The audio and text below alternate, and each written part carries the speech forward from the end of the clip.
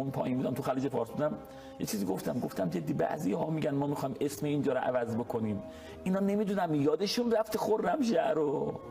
بابا این مردم سر خاکش اسمش میخوان عوض بکنن نمیگذرن.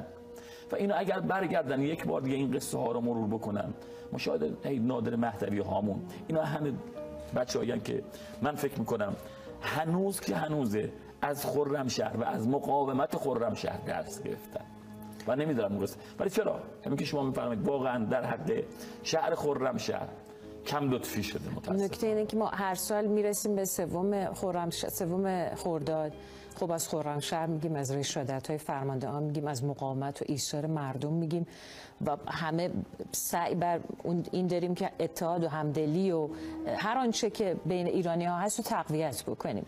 ولی خب این هر سال تکرار میشه، میگذره. بعد من خودم نرفتم خرمشهر ولی شنیدم یا حداقل اهواز رو که من دیدم، شهرهایی که از جنگ ماندند، غیورانه مردمش جنگیدند و اون کیان ایران زمین رو دفاع کردن، نمیتونم بگم کم لطفی شده یا نه، یا فراموشی شده یا غفلت شده، ولی نتونستیم برگردونیم به اون شکلی که قبل از جنگ بوده، یعنی همون اقتداره رو اونجا کامل نشون بده.